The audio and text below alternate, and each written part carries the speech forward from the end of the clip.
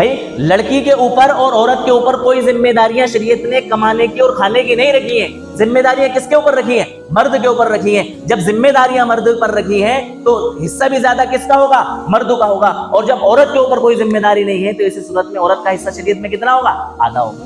بھائی نکاح کا ہمارا ایک ضابطہ ہے. ہم مسلمانوں کو جس نے بھی کلمہ پڑھا ہے چاہے وہ 5 وقتہ نماز نہیں پڑھتا، اسلامی گھرانے میں پیدا ہوا ہے اور دوسری دینی ایکٹیویٹیز انجام نہیں دیتا، لیکن نکاح اس کا ہمیں ایک کلچر دیا گیا اسلامی ریتی رواج کے حساب سے، اسلامی احکامات کے لحاظ سے شریعت کی روشنی میں ہمیں نکاح کرنے کا ایک اصول اور ضابطہ بنایا گیا کہ بھائی گواہوں کی موجودگی میں لڑکا اور لڑکی ایجاب و قبول کریں گے، پھر ان کا نکاح ہوگا.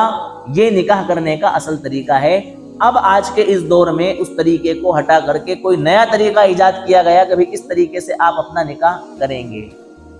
مطلب یہ ہے کہ اگر کوئی مسلمان اپنے اس اسلامی حکم کے خلاف کورٹ میں جا کر کے اپنے نکاح کا اندراج کرا کے رجسٹریشن کرا کے اگر نکاح کراتا ہے تو ان کی نظر میں وہ نکاح مان لیا جائے گا. قانون اس کو نکاح کی حیثیت دے دے گا. اب چاہے تمہاری شریعت میں وہ نکاح ہوا ہو یا نہ نکاح نہ ہوا ہو، اس سے کوئی بحث نہیں. بظاہر ایسا لگ رہا ہے کہ ایسا کون کرے گا؟ ہر انسان سمجھدار ہے، ہر انسان دین کی تھوڑی بہت تو سمجھ رکھتا ہے.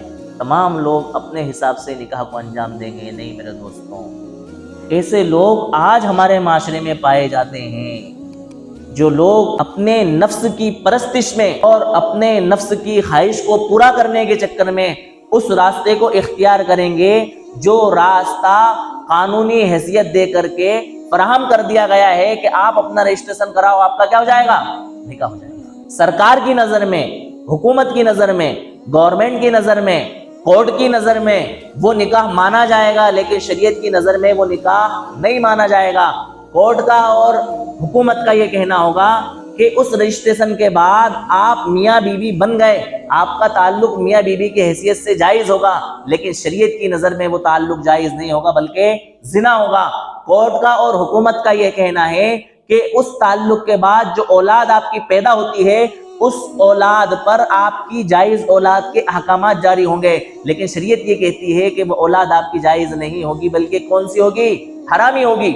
کورٹ اور حکومت کا یہ کہنا ہے کہ اس نکاح سے جو اولاد آپ کی پیدا ہوئی ہے اس اولاد میں میراث کے احکام جاری ہوں گے، لیکن شریعت یہ کہتی ہے کہ میراث کے احکام جاری نہیں ہوں گے.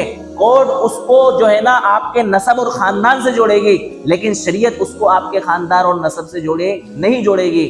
ایسے کئی سارے بگاڑ اسٹیپ بائی اسٹیپ سیدھا سا ہمارے اسلامی احکامات کے اوپر کیا ہوا؟ حملہ ہوا. ہمارے یہاں یہ حکم ہے کہ اگر کسی عورت کو اس کا شوہر طلاق دے دیتا ہے تو طلاق دینے کے بعد اس کو 3 مہینے تک عدت گزارنا ضروری ہوتی ہے، اور اگر حاملہ ہے تو بچے کی ڈیلیوری ہونے تک عدت گزارنا ضروری ہوتی ہے. اور اگر ہمارے وہاں کسی کے شوہر کا انتقال ہو جاتا ہے تو اس کو 4 مہینے 10 دن عدت گزارنا ضروری ہوتی ہے. اس قانون کے تحت انہوں نے یہ ترمیم کی ہے کہ اب کسی بھی عورت کو عدت گزارنے کی ضرورت نہیں ہے، خصوصاً مسلمان عورتوں کو عدت گزارنے کی ضرورت نہیں ہوئی ہے. ادھر آپ کا نکاح ختم ہوا، ادھر آپ کے شوہر کا انتقال ہوا، ادھر آپ دوسرے سے کیا کر سکتی ہو؟ نکاح کر سکتی ہو، شادی کر سکتی ہو. بتاؤ ہم اس کو برداشت کریں گے؟ اس کو قبول کریں گے ہم؟ سیدھا سا حملہ ہمارے قرآن اور حدیث کے اوپر، سیدھا سا حملہ ہمارے ایمان اور عقیدے کے اوپر، سیدھا سا حملہ جو ہے نا ہمارے جذبات کے اوپر، سیدھا سا حملہ ہماری شریعت کے اوپر. وراثت کے مسائل کے اندر چھیڑ چھاڑ. ہمارے وہاں وراثت کا مسئلہ یہ ہے کہ بہن کے مقابلے میں بھائی کو ڈبل ملتا ہے، بہن کو آدھا ملتا ہے، بیٹی کو 1 حصہ اور بیٹے کو 2 حصے. کیوں کیا؟ یہ قانون ان کو سمجھ میں نہیں آ رہا ہے پاگلوں کو.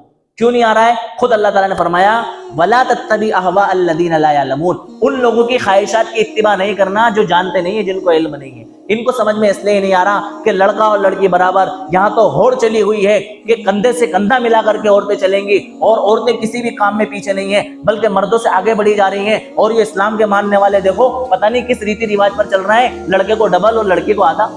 ہم اس قانون کو نہیں مانتے، ہم سب کو برابر دلوانا چاہتے ہیں. یہ سیدھا ہمارے شریعت کے حکم کے خلاف ہے.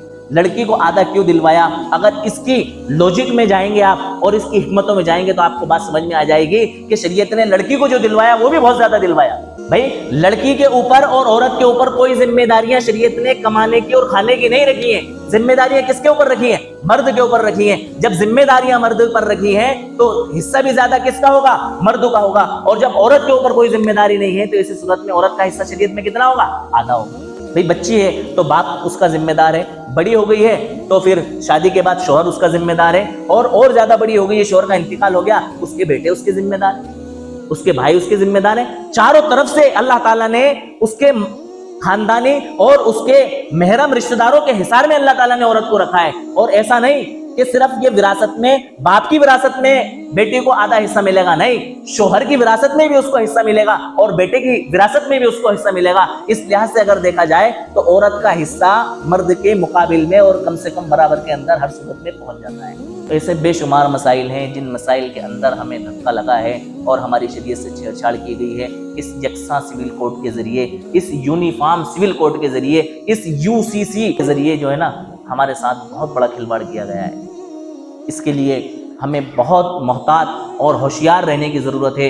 اور جو کچھ ہماری تنظیم مسلم پرسنل لا ہمیں گائیڈ لائن دے گی اس کے احتجاج کے لیے، اس قانون کو ختم کروانے کے لیے اور اس قانون کو نافذ نہ ہونے سے بچانے کے لیے، اس کے لیے ہمیں جان مال ہر اعتبار سے ہمیں تیار رہنے کی کیا ہے؟